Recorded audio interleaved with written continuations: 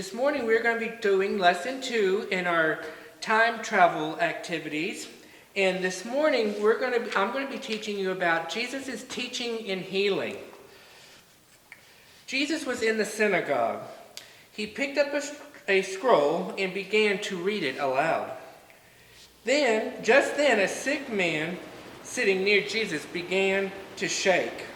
The sick man shouted at Jesus. Do you think Jesus really liked that? I don't think so. Shh, quiet, silence, the crowd said to the man. The people did not care about the man, but Jesus did. Jesus stopped his teaching. He wanted the man to be well. Be still, he said to the sick man. Be well. The sick man became peaceful and quit shaking.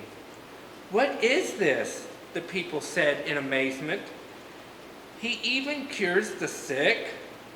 Because of this event, news of Jesus' power began to spread among the people.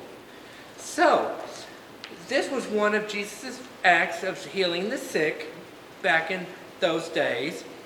And what would it be like if you were one of if Jesus was your teacher? And if Jesus was one of our faith formation teachers, would you listen just like you would one of us? I hope so. So now, if you would go into your packets and pull out lesson 2 and do all the activities that are in your folder. Thanks.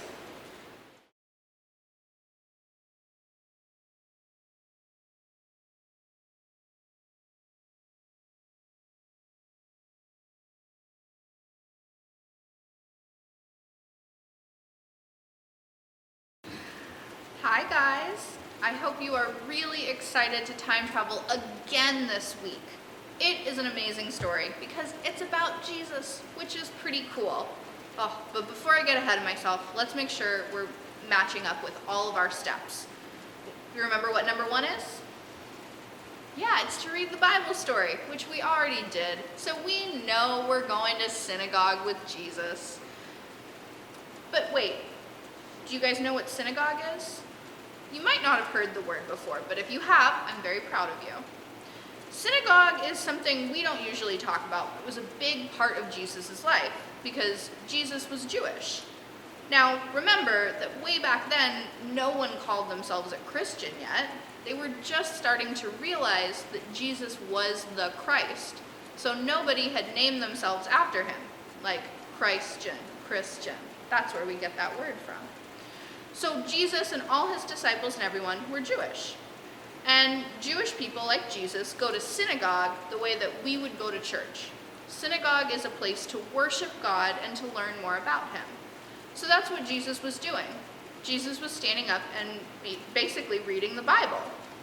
So if you're getting ready and preparing all your materials, like in step 2, then you're going to want to make sure you're ready to go to synagogue. So maybe get out some of your church clothes. Something nice and spiffy, something you're proud of. This time you won't have to wear a mask. This is the only time in a long time, right, that you probably get to go into this idea of synagogue or church without having a mask on. So that might be fun for you. Another thing you might want to prepare is where you're going to look, right? A lot of this story is thinking about what Jesus is doing. So you can either use your imagination, right? Your brain will be there, so you'll be able to see it. Or you could have a grown-up or an older brother or sister stand up and read the Bible so you have someone to focus on. You'll still see Jesus when you're there, trust me. Time traveling really does work. But it can help to have some of those physical things there so that you know where you're looking and what's happening. Are you prepared to see Jesus heal someone? Can you imagine what that would be like? Do you think you would clap your hands or just be so shocked you couldn't say anything? I think I would probably be pretty shocked if I saw that happen. I don't think I would have any words. Jesus is so, so amazing. And with Bible time travel, you are going to be able to see that and experience it.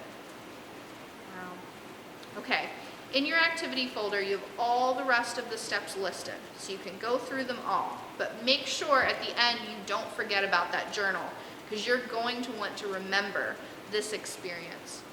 I'm so excited for you guys. Are you ready for your time travel blessing? Okay. May God bless you on your journey through time. May Jesus share this wonderful faith with you and help you to better understand what he's doing in our world.